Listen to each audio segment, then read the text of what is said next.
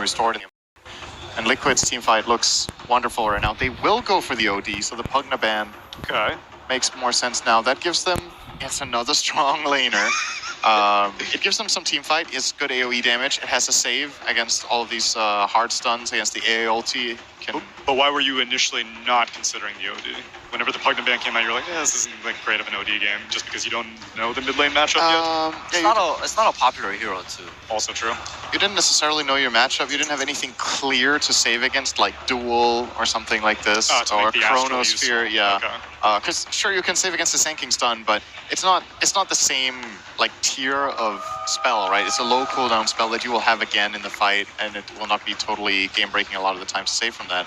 And also, again, what's the synergy with the team, right? What are you playing? I'm telling you, strong lanes for days. It's win the game clear. in 10 minutes. No one cares about what happens afterwards. I mean, this is very clearly RNG's plan is to play on heavy laning and then try. I think their last hero needs to be able to kill Roshan so that they can try to push their early game timing.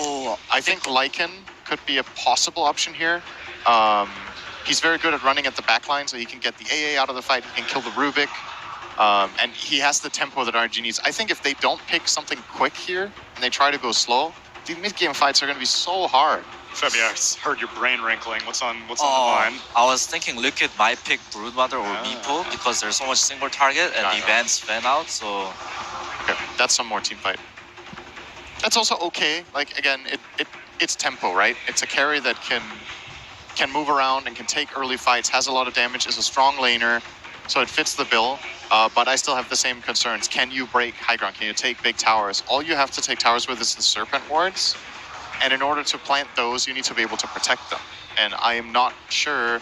I'm very skeptical here. You can hear from just seeing how the main event has gone with this teamfight kind of style. But I would love to have RNG prove me wrong and just run over the lanes and just snowball the game out of control. But I think this one could be a really hard one. Arc Warden. So not the Meepo, not the Broodmother, but another mid-lane classic that Liquid like to go for. It's the Arc Warden. Gentlemen, probably going into safe lane though. On Miracle. Or RNG's three cores are range, so it looks like a really great game for Arc Warden.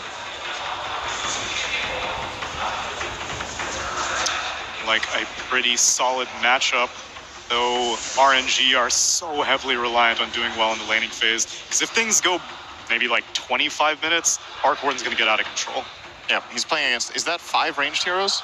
I believe so, with yes. Magnetic Field? Yes. Yeah, it's but Gyrocopter, he's cool to get in there. It's a really good pick this game. All right, well, let's take a look at what Liquid's justification is as we send it over to Casey to speak with Roman. Oh, yes. Roman, the panel would like to know what your justification is for this draft, especially that last pick. Sorry, once again? What is your feeling on the draft as far as your picks and the order that you picked them in and that last pick? I think we ended up having a very comfort draft in this game. And for me, the Arc Warden was just a perfect pick. What makes it perfect? I can't really say it. Good. That's good. I was testing you. Were you studying RNG throughout the tournament up until now, and does that inform your draft selections, or are you just playing your game and sticking with what you know? It's kind of both. Funnily enough, RNG was one of our most scrim partners in the bootcamp we did here. So, yeah, I think it's a very comfort opponent. And thank you so much. Thank you. Best of luck. Back to you guys. Thank you very much, Casey. Yes, game 2 getting ready between Liquid and RNG. And obviously, Iron Man doesn't want to divulge too many secrets behind the reasons on their picks. But I've got to probably agree with the draft panel, right? The reason why the Arc Warden is so good this game is Magnetic Fields. It's going to seem pretty OP against all these ranged heroes. Yep, it gives them a decent matchup too if they do want to send it in the mid lane versus Setsu, which looks like it's going to be the choice. They're putting Weehaw, even though Weehaw's playing the tiny, so it's like a mind game, right? Like sometimes you see players, they swap roles, but you'll still see them do this. But this one, they're even going to maybe show Weehaw that he has these Tango in the salves.